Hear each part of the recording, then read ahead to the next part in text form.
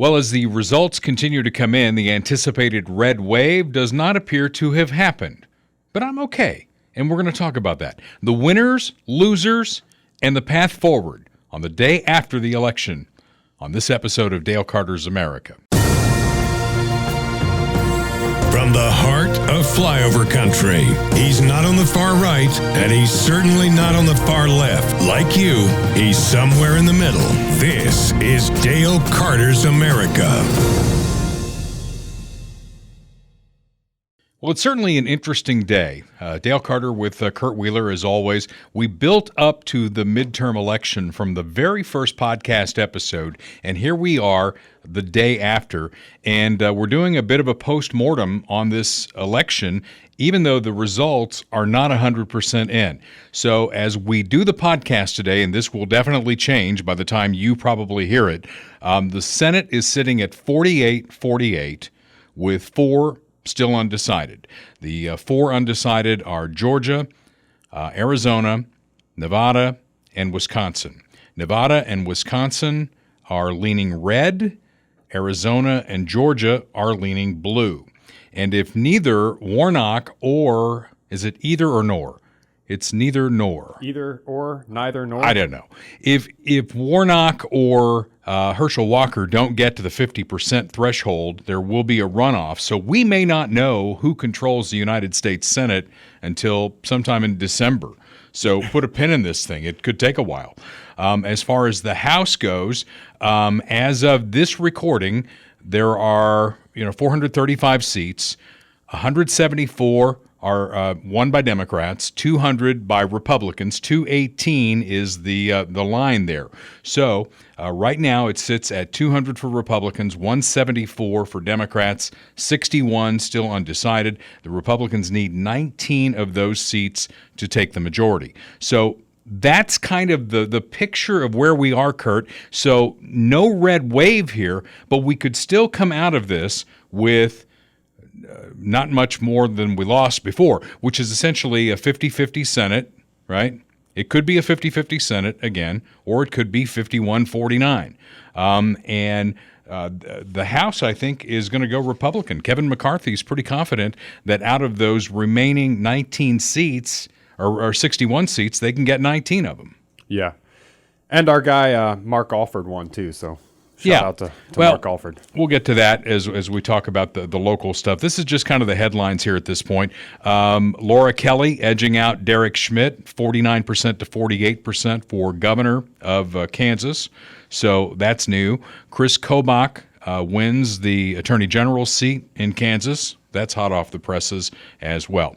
So that's where we are today. We're going to kind of pull this thing apart. The lessons to be learned, where we go from here, certainly my opinions, and Kurt, whatever opinions you have, and then we'll take apart what happened closer to home. But it's a fascinating election where I think we overestimated the strength of the Republicans and the weakness of the Democrats. And to me, I mean, the sun's going to come up today. It's going to be a beautiful day in Kansas City. It's going to be 77 by this afternoon, and the sun's going to shine. So the sun is going to come up. And I came out of all of this thinking, my God, it was like one of those moments where you pop yourself in the head going, I see the way forward. Yeah. Well, that's really the question, right? What is the way forward? Because it's certainly, you can paint it however you want, but it's certainly not the red tsunami that a lot of people predicted, including us, right. At times. And so there's some interesting things to come out of that. What did we get wrong? Was it the quality of the candidates? Certainly, I think in places like Pennsylvania, that had a lot to do with it because we now know that John Fetterman is going to be a senator. So that'll be fun. I want to pop some popcorn for when that guy gives his first speech on the Senate floor. Yeah. No, honestly, I'm not. It's amazing to me, but I'm not really that upset about it. It's bad, objectively bad, but it's going to be great content. It's going to be highly entertaining. So we have that to look forward to. All right. Well, save your powder on all that. We want to thank our sponsors here. First of all, I'm wearing the red today. I've got my, I don't know if you can you see my ankle? Let's see here. I got my Republican socks on today, right? Because some Republicans did really well. and we'll get to the Republicans that did very well. And again, a path forward. But wearing the red shirt today, somebody asked me if I was leaving the radio station. Are you going to work for State Farm? I mean, why are you wearing a State Farm shirt? Well, I'm wearing it because I'm repping Bob Watson today. He's been my State Farm agent for nearly 30 years at 7th and Main in Blue Springs, and he can take care of you with all of your insurance needs. And of course, you need insurance. If you're ready to test the waters on your insurance versus State Farm, they have surprisingly great rates. Auto, home, life, commercial insurance. He's licensed in both Kansas and Missouri, and his office is in Blue Springs, Missouri, but that doesn't mean he's limited to Blue Springs. He can take care of you. A great office staff that I have dealt with for, again, nearly 30 years. Anytime we've had a problem, they have been right there and on it. Blue Springs, local State Farm agent for 5 decades. That is my friend Bob Watson, and you can reach him at 816-229-7878 for all of your insurance needs. Also want to thank Funhouse Pizza. Jim Dingman, a fine American, he's not going to be very happy because one of the things that passed is the marijuana amendment in Missouri, and I know Jim Dingman was foursquare against that. But it passed, and we'll talk about that in a little bit. Funhouse Pizza, where you can have fun without marijuana. 50 Highway in Lee's Summit and 7 Highway in Blue Springs. Take the family there. It's a great family atmosphere. They have fantastic pizza. If you like your pizza like I do, with the toppings really stacked on it, I mean, it's not like, some fly-by-night pizza place there where you order a pepperoni pizza and you can count the pepperonis, right? Yeah, absolutely. He's going to stack it all on there, and the beer is really cold, soft drinks for the kiddos as well. 50 Highway in Lee Summit, 7 Highway in Blue Springs, Funhouse Pizza. It's got fun in the name, so it's fun. And they still need more people, too, so go apply for a job. Get yourself a job. Yeah. What an interesting election. As I watch this thing unfold, there is a definite disparity in this country, Kurt, between the cities and the suburbs / the rural areas. I mean, you could see that on the map. I mean, look at Laura Kelly, for instance. Laura Kelly was underwater, under 50%, everywhere in Kansas except the cities. Kansas City, Kansas, Wichita, Overland Park. Everywhere else, she's underwater. So if you look at the Kansas map, it's bright red with like 3 little blue spots on it, but they were enough to get 49% of the vote and win. Yeah, because, I mean, most of Kansas is very sparsely populated. So, you have, and it's the same across the country. I mean, you look at the red-blue map by county across the country, and it's like entirely red, with a couple of blue sections here. But the problem is the blue sections are where everyone lives. And a lot of people live. Well, yeah, a lot of people live. I mean, statistically, a lot of people. But yeah. As you look at the map, though, Kurt, it's almost like the cities are like, we're fine with everything that's going on right now. Yeah. So me as a suburbanite, and you're a suburbanite too, right? Yep. Okay. You almost want to say to hell with you. I mean, if you like it, stew in it, as I used to tell my kids. Yeah. If you like that dirty diaper, stew in it. Yeah. Because that's exactly what they have, and they seem to be okay with it. Well, that only works if it's, a local election. I mean, if you have a statewide election or obviously a national election or statewide representation in the national government, like the Senate, that affects everybody. So, yeah, I mean, it's one thing to say, if you want to live in Overland Park and vote for higher, school taxes or something like that, then you can deal with that. But if you're talking about electing a governor or electing a senator, then that affects everybody. Well, I mean, let's talk about the elephant in the room, and that is the Trump effect, because Donald Trump probably is going to announce for a 2024 run next week, and we can certainly debate that, but I feel pretty strong, in my opinion, that is the absolute wrong thing for the Republican Party to do moving forward. And this election highlighted it in bright yellow highlighter. There is still an issue with Donald Trump. No matter how bad the economy is, how Joe Biden has bumbled through 2 years, there's still an issue here. And you can see by the candidates that they ran. Mehmet Oz in Pennsylvania was a Trump guy. Mm-hmm. Herschel Walker is a Trump guy. And the Republicans in Georgia right now are pissed the lieutenant governor down there has already made a statement that said if we ran anybody other than Herschel Walker, and with what the governor did, and that's one of the points I want to make here, because what you're seeing is candidates like Herschel Walker, Mehmet Oz, election deniers, quote unquote, the people who were looking backward at 2020 instead of forward to 2022 and 2024, those people didn't run as well as the governor's candidates in the state. Georgia's a perfect example. Brian Kemp way out front, right? And Herschel Walker is just trying to stay in this to get to a runoff. Yeah, I mean, I think the whole election denier thing is just a red herring. I mean, it's a distraction, and certainly in the case of Dr. Oz and Herschel Walker. I mean, Herschel Walker's thing is because of his personal, qualms that have come out. His son came out and said bad things about him, and people are attacking him personally. Yeah. Dr. Oz is just not a real conservative. He's not really a Republican in any meaningful way, and that's why Fetterman won. I mean, the whole election denier thing is just all I'm saying distraction. Is people who are tied to Trump are going to lose. We have to look at the reality of where the electorate is right now. And the electorate is, the Democrats love this. Okay, we got a guy we can tie to Trump? Done. Never mind the economy. Never mind what we're looking at over here. Trump, Trump, Trump. January 6th, January 6th, January 6th. And it was effective in this election. To some extent, yeah. But I would counter that by saying that I think it just more has to do with the quality of the candidates than it does necessarily just about Trump. And as far as him running for president, I mean, the reality is he is going to run for president. The reality is that everyone who wants to be effective as a Republican now is following the Trump mold, because Trump totally destroyed the Republican establishment, and for good reason. And, you can't really have Trumpism without Trump at this point. He's still running. He's still involved in politics. He's still out there doing rallies. He's still doing campaigns.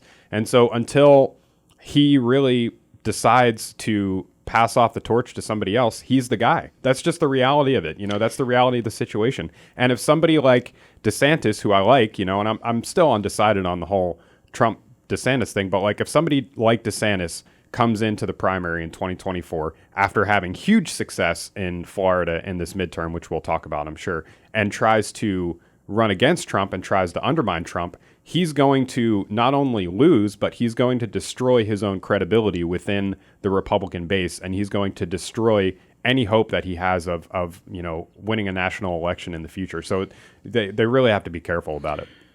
Yeah, but you can feel the undertow. People like Lindsey Graham are starting to speak out. I saw the head of Home Depot on Fox News yesterday saying, I won't support Trump moving forward. They know that these ties exist out there, and what you're trying to get is the middle of the country. I don't know if you watched any of the coverage last night, but I was fascinated by the exit polling on Fox News. On Fox News, a majority of the country supporting abortion rights. Yeah. On Fox News, 75% supporting marijuana being legal. We've got to figure out where the middle of this country is and get out of the past. We got to get out of the past. And I know that at one point you were talking about, you want to get the House and you want to have hearings on 2020 and how it was stolen, blah, blah, blah, blah, blah. The country doesn't give a shit. The country is looking forward. And if we're not looking forward, you might as well gift wrap this for the Democrats in 2 years, even though they've got an 80-year-old guy and no bench. Yeah, but the whole idea of like playing to the middle of the country is just missing the point, in my opinion. How is it missing the point, Kurt? Because if you've got the Republicans who are going to vote for anybody wearing the elephant socks like I am, and the people on the left are going to vote blue no matter what, how is the middle not important? Well, if there was somebody who would garner the middle of the vote, the middle of the road vote, quote unquote, and win an election, it would be somebody like Dr. Oz, who was literally a Democrat, supported Democrat policies for most of his life, was pro-life, was pro. That sounds like Donald Trump, by the way. And that's Donald Trump before he ran.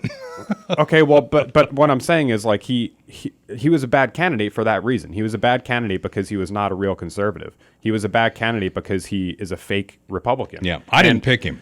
And, well, not neither one of us did. And, that's obvious. But I'm just making a point here that, he was the middle of the road candidate in that election. And he ran against somebody who literally had brain damage, who was far left on every issue. Agreed. And he lost. Yeah. He lost because people saw that he had no courage of his convictions. He didn't stand up for anything really meaningful, and they weren't motivated. They weren't motivated to go vote for somebody who, up until 5 seconds ago, was supporting, every significant Democrat policy. That's not what we need. What we need is actual conservatives. We need actual people who are going to stand up and say, no, we're going to secure the border. No, we're going to end this. No, we're going to do something about this, and that's just not what we have in so many of these races. Well, I've got the guy. His name is Ron DeSantis, and he's in Florida, and he is the way forward. And he is a guy who is a 50-something who served in the military, who can draw a clear distinction between him and the past. And the Democrats are the past, unless we go back to the past and get the guy who lost in 2020. I mean, look what DeSantis did in Florida. He flipped Miami-Dade County. Yeah. Probably the first time in 100 years that Miami-Dade County went red instead of blue. Yeah. They love him in Florida. Yeah, he outperformed, I think, pretty much anyone on the Republican side in this midterm, and he looks really good. I mean, he did great demographically too. Comparing his last election to this election, he gained massive percentage points in pretty much every demographic, including Hispanics, which are a massive portion of the population in Florida.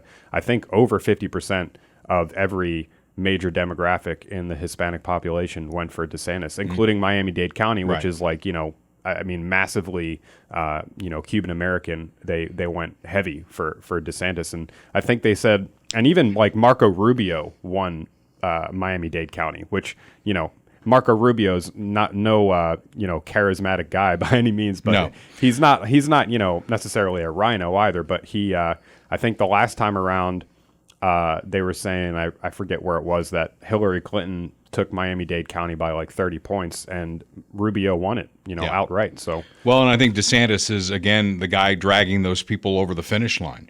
201 Republican seats now, by the way. We only need 219 to secure majority in the House of Representatives. Democrats are still at 175, and there are 59 out. I'm trying to do this in real time. I just think that Republicans aren't stupid, okay? They're doing what we're doing right now. And really, you should do this. And look at it, Kurt. I mean, we could still come out of this with a very slight majority in the Senate and a majority in the House. Mm-hmm. And even though it's not a red tsunami, wouldn't you call that a win? It's definitely not a loss. I mean, it's not what we were hoping for and anticipating. But what's the goal? The goal is to shut down the last 2 years of Joe Biden. Mm-hmm.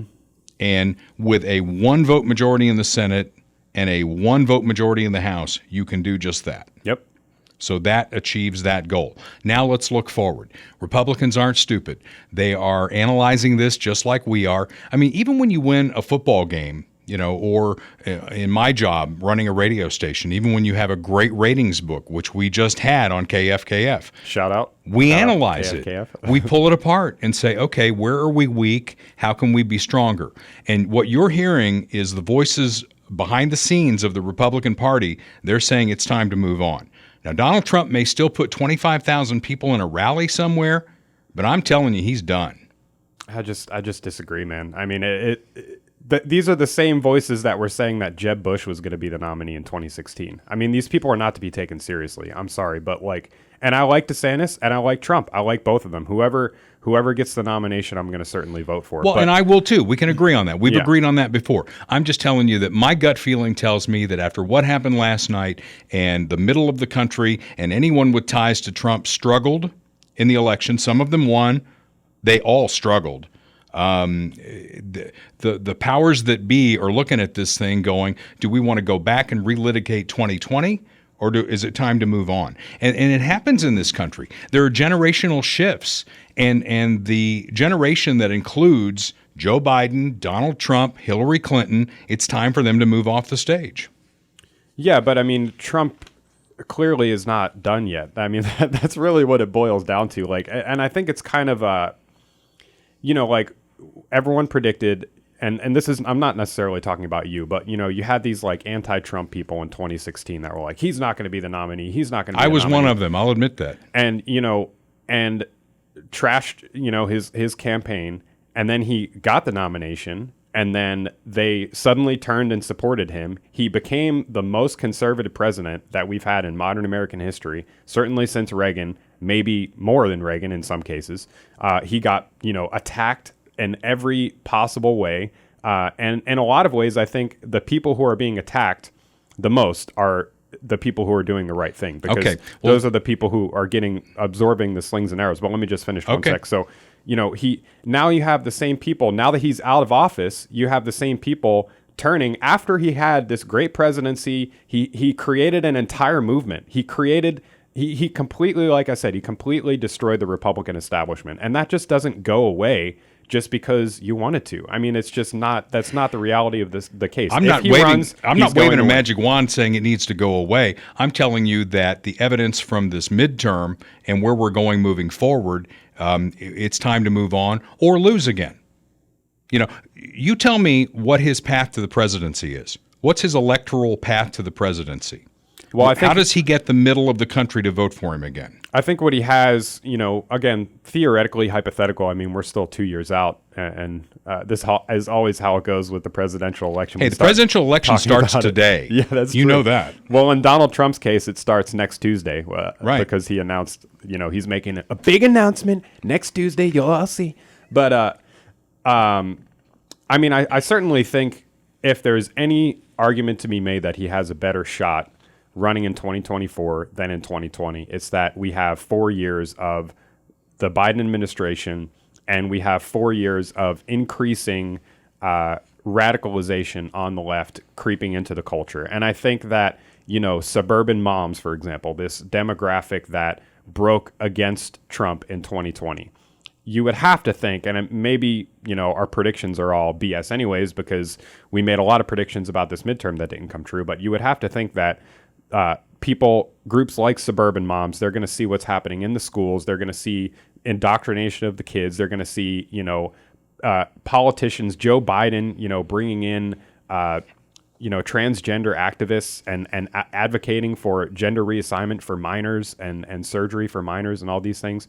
And that suburban moms are going to sort of wake up to some of that and say enough is enough. But that's, I think, his biggest path forward. But he has to also make some changes himself. I'm not saying that everything that he's done is perfect. He has to certainly pay attention to what's happening. His ego is such that he is not capable of making these changes. So his entire campaign, get ready for it. It's 2 years of, I should have been in the White House for the last 4 years. I was screwed. I was robbed.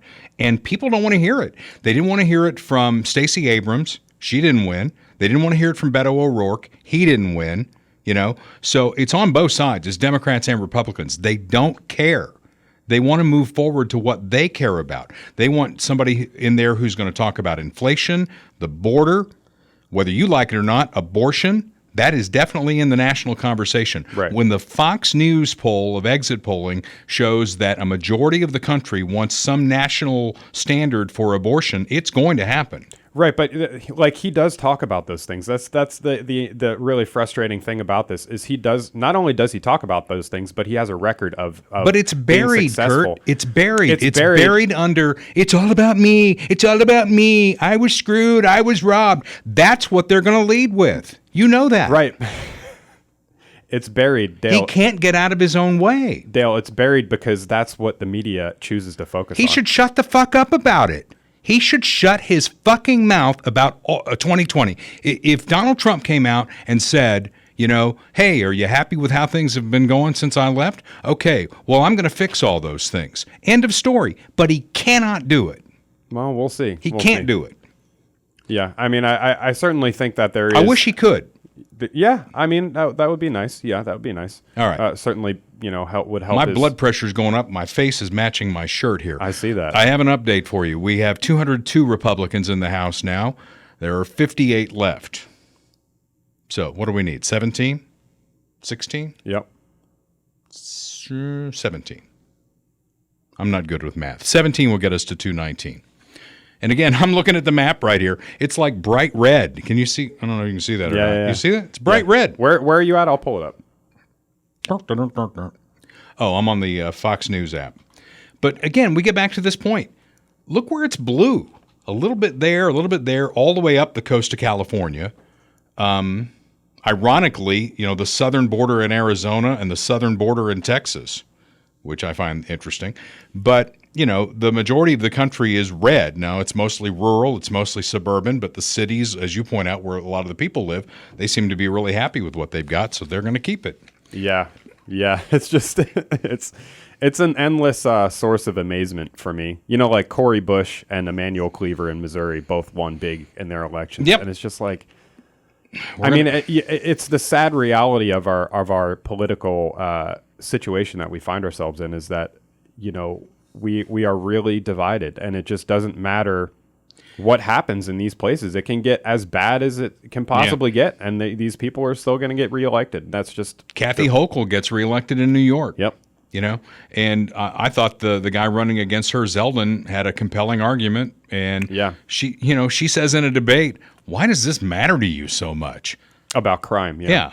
I'm sorry, somebody shot at me once. I mean, it would matter to me as well. Yeah, I saw a headline last week that said they were trying to counter this, Republican narrative that crime is going up, and they had some statistics that they were putting out there, and they're like, if you ignore murder, crime is going down. Yeah, that's awesome. That's awesome. One more thing about Trump. I know we're beating a dead horse here before he makes his announcement I love next talking week. about it, but you're getting angry, so I don't want to push your buttons too much. It was a perfect storm when he ran in 2016 because the Democrats were going to nominate Hillary Clinton, and more than half the country hated her too, right? So he did get through that field. And, the country, I think, was at a point where it's like, hey, let's give the guy a chance here. Let's take a flyer on this guy. And again, if somebody had taken his phone away on day one and you just looked at the policies for the Trump administration, you'd be on board with it. Unfortunately, he's got a lot of baggage. Somebody said once of me that I didn't have a baggage car on my train. I had a baggage train. And I get that. I've got, read my book. It's plenty of baggage. Trump has a lot of baggage. But yeah, I mean, I guess you could say that, but like anyone who is in the position that he is in is going to receive attacks. It doesn't matter. It's like this idea that, but why? Well, he's too controversial. Why are we going through this? Why? If you put all of your marbles on one personality, why are you doing that? I'm not doing that. I'm not doing that. I'm just saying that if he runs, he's going to win the nomination. That's all I'm saying. I'm like I said, I'm undecided. I mean, there's going to be a primary in Missouri. I may vote for him. I may vote for DeSantis or somebody else. I don't know. It's 2 years away, but I just don't like, I don't like the position of coming at it from, well, this is clearly not the guy. He's no good anymore, because it's just like, it's not fair to everything that he's accomplished. And everything that he's accomplished, by the way, is not just his policies. It is his personality. He singularly is that figure. There is no Trumpism without Trump. There is no populist movement in the Republican Party without Donald Trump. There is no talk about the border. There's no ending Roe v. Wade. He did that, by the way. He campaigned in the debate against Hillary Clinton, and he said, I'm going to appoint pro-life justices, and we're going to overturn Roe v. Wade. And guess what? It happened. Who else was going to do that? You think Jeb Bush was going to do that? You think Marco Rubio was going to do that? No. So, I mean, it's just short-sighted in my opinion. And I'm not saying, I'm not saying like he's totally the guy. I like Trump. I like DeSantis. We'll see what happens. All right. Well, let me approach it from this angle then, because we have plenty of time on the podcast, right? We have all the time we want. We have no clips today, so it's just you and me, bud. Okay. So let's look at the geometry of the 2024 election. If not Joe Biden, who on the Democrat side? Probably Gavin Newsom. Unelectable. California governor. I just can't believe. I don't know that he's unelectable. I mean, Joe Biden won, so John Fetterman won. Okay. So Gavin Newsom against Donald Trump. Yep. Okay. What if it's Ron DeSantis against Joe Biden? Maybe it is. I mean, I don't know what you're asking. Well, what I'm trying to get to is the Republicans have a deep bench of talent. Mm-hmm. Not just DeSantis. I mean, there are other Republicans out there for the future who are the next generation who ought to be out there and ought to be running. Right. Donald Trump, I mean, how old is he? 76? He's pretty old, yeah. He's Okay. pretty old. But So he's he's gonna be- also very sharp. I mean, he He's going to be closing in on 80 yeah. by the time we get around to 2024. Yep. Okay. What we're finding out in the NFL with Aaron Rodgers and Tom Brady, Father Time is undefeated. Just keep that in mind. Father Time is undefeated. Yep. All right. Well, we're going to have plenty of time to talk about this. As you mentioned, next Tuesday, he's probably going to announce. I personally, it's my podcast, right? Yeah. Personally, I'm done with him. I'm done with him trashing Republicans. He's already started that with DeSantis, and he'll do it again. He'll trash them all. Well, I'm done with that's that. Definitely going to happen. I mean, if people like, He here's the trashes people like a third grader. I'm done with that. I'm from the Ronald Reagan school, the 11th Commandment. You everyone don't does that. trash Republicans. everyone does that. No, they Everyone don't. Everyone does Absolutely, they do not. Who's Ron DeSantis trashed in the Republican that. Party? Everyone that is a serious contender in the conservative movement has trashed Republicans, because Republicans, in many cases, deserve to be trashed. They suck. They suck. They're not. We have all these fake rhino Republicans that, like Dr. Oz, who just lost for that very reason, you know. And yeah, Trump supported him, and he shouldn't have done that. I totally agree with you on that. Yeah. But yeah, I mean, these people in many cases are deserving of our ire. And you've said it yourself. If the red wave happened, we're going to hold their feet to the fire. We're going to call them out when it's appropriate. So yeah, we're going to do that, of course. There's a difference between calling them out and being a third grader and coming up with stupid names and talking about, Marco Rubio's small hands. I mean, I know you giggle every time something like that comes up, but it's not fucking funny. It's time to move on. It's pretty funny. It's not funny. And all it does is destroy the Republican Party. So good luck. I mean, he may get 25,000 people in a rally. How's he going to get to 200 and whatever it is electoral votes? Well, we'll see. I mean, yeah, we'll see. And yeah, I mean, again, he is the singular figure in the party right now. He is the unique figure. I disagree. The guy who just flipped Miami-Dade County might well take the lead here. Maybe. Yeah, maybe. All right, let's move on, because my face is on fire right now, and I could almost heat your home and electrify your home. Can I just say, by the way, for everyone watching, I know how to get Dale angry now, so this is good. Royal Roofing and Solar. If you can't have my face on your roof, perhaps you'd like solar panels. And wouldn't it be nice to tell Evergy to screw off? I mean, I've dropped a lot of F-bombs in this one, right? Yeah, just a couple. It's all right. You know what? It's a podcast. I don't talk that way on the radio. So if you're listening to the podcast going, what a potty mouth. Royal Roofing and Solar, 816-540-7057. Austin Watterson, a fine supporter of our podcast here.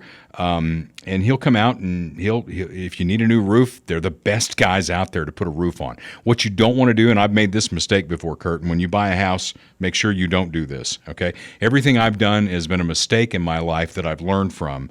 And I got the shoddy guys who came out and said, "Oh, you got hail damage. We're going to do a roof for you." Oh, boy, what a disaster. And then they were out of there like poop through a goose. Trying to clean up my language a little bit. Austin Watterson is one of us. He lives in Cass County, and he's got great crews, and they'll do fantastic work. If you need the roof, that's fine. If you don't need a roof, but maybe you're a candidate for solar, to basically take control of the utilities that you have. Own your own utilities. Don't rent your utilities from Evergy. I mean, how many times has the power gone off at the wrong time? If you've got solar and your house is positioned correctly, you're going to be amazed at how much money you're going to save, number one, but number two, how consistent it's going to be. Yeah, absolutely. So Royal Roofing and Solar, call them at 816-540-7057. If you're watching the podcast and seeing my red face on YouTube, Kurt's putting up the link there for you.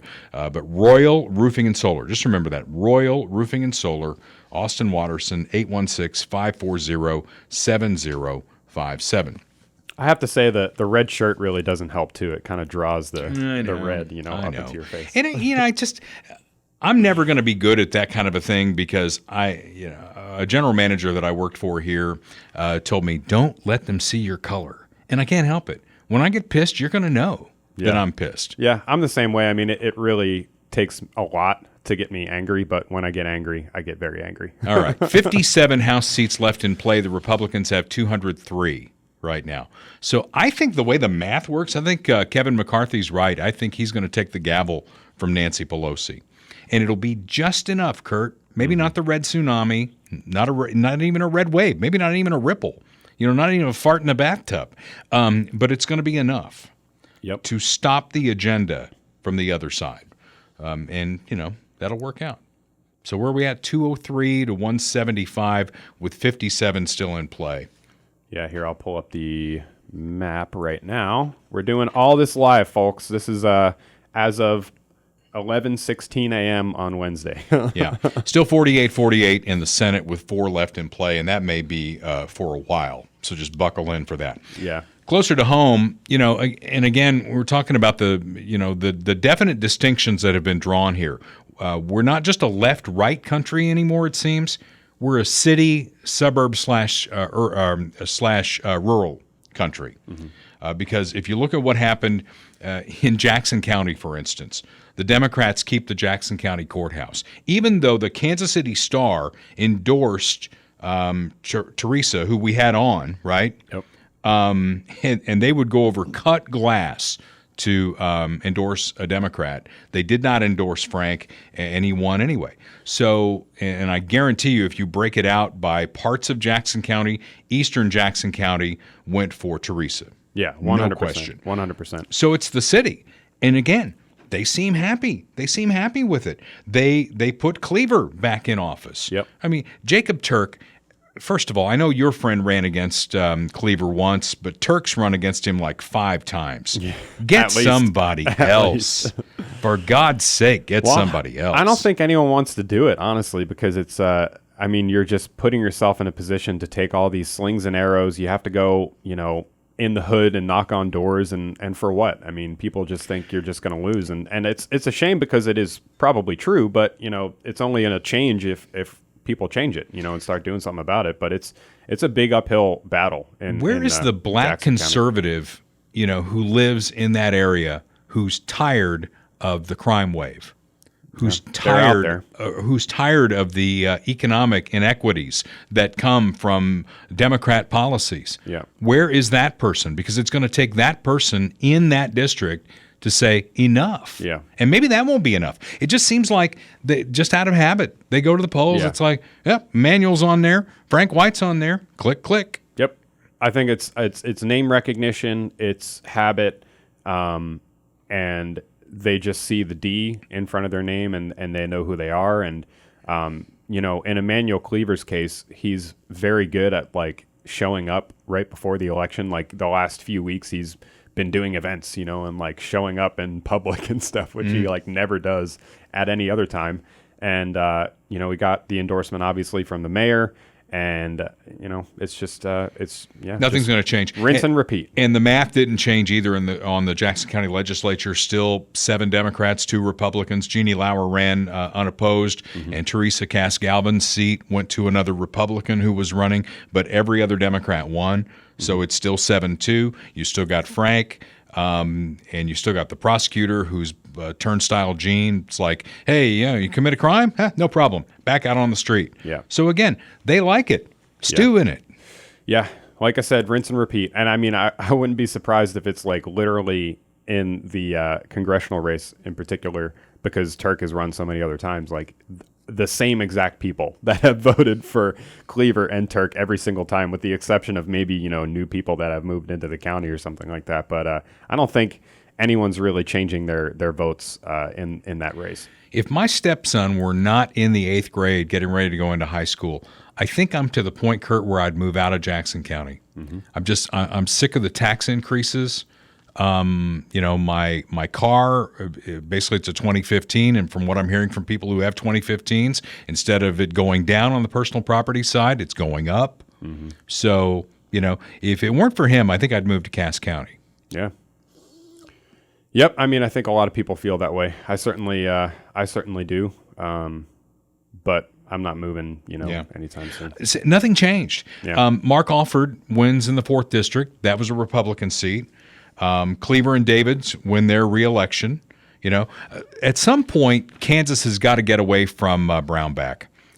I don't know a whole lot about that because I'm not really into Kansas politics. I know Sam Brownback was governor and he was also a senator. He ran for president at one point, but he obviously screwed up a lot of stuff in Kansas to where they still hold a serious grudge. Because just like Trump on the national stage, you saw all the commercials. They tied every commercial. It wasn't about what we're doing and how great we are.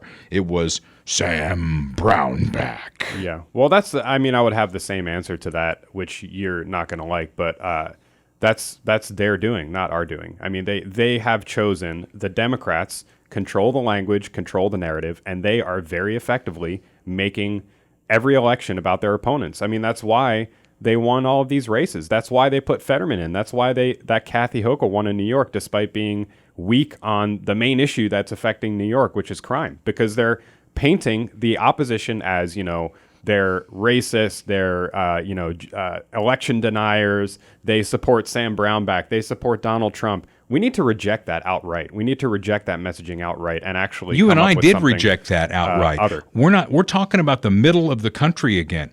The big middle. The big middle that says 75% of them in the Fox exit poll say they support marijuana. I mean, that's the big middle. The big middle says, we support some sort of national abortion standard, where I know you don't support any abortion standard. Okay? The big middle is who we're talking to. Right, but I don't think we win the middle by we've talked about this before too, these accusations, let's say the accusation is you're a racist. You don't win the middle by saying, no, I'm not a racist. This is why. That's not how you do it. You win the middle by either completely ignoring the accusation or pushing back just as hard, or if not harder, and coming up with your own message that is, going to actually influence people and not just playing defense the whole time. Like people in Kansas, Republicans in Kansas, they know what's coming. They know they're going to get tied to Sam Brownback or whatever. Don't fall into the trap. Don't be like, oh, well, I disagree with him on this, that, and the other. No, because as soon as you do that, you play into the Democrats' hand and they win. And that's just a Why'd they losing run strategy. Amanda again? They knew she was going to run up against this, right? Yeah, of course they knew that. And, I don't know. I mean, in that specific race, there's a lot of factors. I mean, money is certainly a huge factor. She had very little money compared to Sharice Davids, who had the entire establishment behind her. That's a tough race to win. All right, so Schmidt wins the Senate seat, but that doesn't flip anything. That's a Republican for Republican. We mentioned Mark Alford, who was a guest on our podcast, who's a dear friend of mine. He's going to go represent us in Congress. Marijuana passed in Missouri. I was a little surprised by that, just based on the fact that Democrats were against it and Republicans were against it. I guess there were enough heads out there that they got it done. Yeah, I wasn't that surprised by that one. I mean, I think it's a perfect example of the devil is in the details, and most people don't pay attention to the details. If you looked at your ballot when you went to vote yesterday, obviously it didn't say anything in there about a chief equity officer. Right, exactly. It's all just the headline stuff of what it's going to be, and people just vote based on that, or they vote based on their feelings. And yeah, there was opposition on both sides, and there was opposition too from pro marijuana activists, just because of all the red tape and bureaucratic BS that was in there. But I think those people are in the minority in terms of actually having influence. Most people just, it won because people think that it's generally a good idea and they voted yes. All right. Well, it's going to be interesting. We'll see what's going to happen here in the next couple of weeks, because the race for the White House begins. And had Joe Biden and the Democrats gotten shellacked, if there had indeed been a red tsunami, a red wave or whatever, I think Biden would have been gone. I've even made that prediction on here. It's like he was going to come out and say, I'm not going to run. Now it's murky. Now it's kind of like, well, I'm okay here, and I think I'm going to run. And now the Democrats I really wonder who they would run. I don't see Gavin Newsom. I mean, I could be wrong. I've been wrong plenty on this thing, I know. But I don't see Gavin Newsom making the national argument. Yeah, I mean, I think he's certainly going to run, but And Beto O'Rourke, I don't see him making the national. right. I mean, he's a 3-time loser now. Stacey Abrams, is she going to make the national argument? Oh God, I hope so. Where is their next? Where's the next generation on the Democrat side? They're all 100 years old. Nancy Pelosi, Chuck Schumer. Are you kidding me? Yeah, no, I think if they're going to run somebody else, it's going to have to be, and who's going to win the nomination, besides Joe Biden in 24, it's going to have to be somebody younger, like Gavin Newsom or who? Pete Buttigieg. Yeah, I don't think, is she old enough to run? I don't know if she's old enough. Pete Buttigieg. I mean, there's a guy who can talk his way through anything. Yeah. Yeah. And I mean, talk about failing up, running South Bend, Indiana. Yeah. Turning that into transportation secretary and now the mouthpiece of that administration. Yep. Wow. That's politics, man. Well, you haven't mentioned Kamala Harris. No. She's number 2. No, I don't think so. I don't think that's happening. And she's also a vice president. Oh, we have 49 now Republicans for the Senate. I wonder which one they just called. Yeah, well, let's see. I can tell you. Wisconsin. Oh, really? So it's Wisconsin. For Johnson. All right. So we're going to have a Johnson in the Senate. Kind of like that. Hey, I was going to say something really inappropriate. And I think on a day like this, I can probably say something inappropriate. I was going to say, you've really been filtering yourself very well this episode, Dale. I was just thinking, Brittany Griner, it's in the news today that she's going to be sent to a penal colony somewhere in Russia. And I was thinking, wow, what a waste.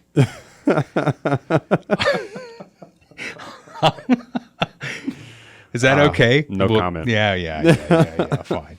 All right, so 49-48 Republicans right now in the Senate. And the House, I still think we got the inside track on that. 203 Republicans to 175 on the Democrats, with 57 open seats. So they need a small amount of those 57. Yeah. So I think by the time you hear this podcast, the Republicans will have the majority in the House and may well have a slim majority in the Senate. We can hope so. I'm really curious to see what happens in Arizona. And it's a real bummer because Carrie Lake and Blake Masters are both people that I like, politically. And they're both running behind, but it's been tightening up a little bit. So I'm curious to see what happens there because neither of those races have been called yet, as far as I know. All right. So again, we want to thank Bob Watson for being involved here. Has my color come back? Am I looking better now? You look great. You can tell the contrast between my face and my shirt. Yeah, good. I'm wearing the red shirt today, and that represents State Farm with surprisingly great rates and awesome television commercials. Now, I don't know if you've seen the latest where Andy Reid's on an airplane. I have seen that, and he's like painting mustaches on people. That is fantastic. So, Bob Watson, you don't go to him for the cute commercials. You don't go to him for Jake. You go to him because he's got great rates, and he's been taking care of people for 5 decades in Missouri and Kansas. His office is in Blue Springs, 7th and Main in Blue Springs. You can reach him at 229-7878, 816-229-7878. Auto, home, life, commercial insurance. When we get the pontoon boats back out in the lakes again, he can insure that. He can insure anything that you can insure, including your life. Licensed in Missouri and Kansas, Bob Watson, Blue Springs State Farm agent, 816-229-7878. Bob, thank you so much. In fact, Bob gave us a line on another sponsor who you may be hearing from soon. Right on. So Bob's out there working it for Dale Carter's America. We really appreciate that. So we're going to put down I'm going to put down my phone. You can take that down off the screen or whatever, because we've beat each other up enough about American politics and the postmortem on the midterm. Let's go across the pond. King Charles III. He's making a little tour. Actually, he was going to unveil a statue of his mom, right? He's there with Queen Camilla.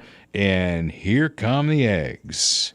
Roll that footage. This is from the BBC. Watch out, Your Majesty. There goes another egg. That egg went right by him.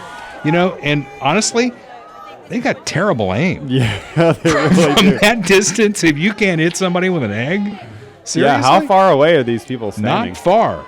And then the Secret Service from the Brits are over there like, we got to get the king out of here. Got to get the king out of here. And if I'm... Look at this guy. Oh, wait, hold on. What do you got? Wait, where is he? Well, he's putting himself between the king and the egg. I just like in Britain, you know, how everything is like old and, you know, they have all these weird like old traditions. Yeah. Like, is that a lady? I guess that's a lady right there. Like, look at this hat. She's like holding a sword. She has like a giant necklace on. I thought you were talking about the other lady in the picture, and Queen Camilla. This guy's got like some scepter thing there. And then like you got this guy coming in over here with like the whatever that is. It's like, what's going on in Britain, man? They have like all these weird political traditions that I find Charles hilarious. is probably thinking, you know, back in the day, that guy would have lost his head over something like that. Yeah, absolutely. These days, not so much. Well, my joke that I made before we started recording is that he got some eggs to go with his sausage fingers. Something else Brittany Griner would be lost on, or would be lost on Brittany Griner. I think that's enough for the postmortem. Keep those comments coming on Facebook and anywhere else that you see us. We love hearing from you, even the folks who don't like us very much. We're looking for the way forward, the path forward. So we'll continue to do this. We'll be back next week with another episode of Dale Carter's America. The views expressed on Dale Carter's America are Dale's and Kurt Wheeler's. They do not necessarily reflect the views of KFKF or Steel City Media.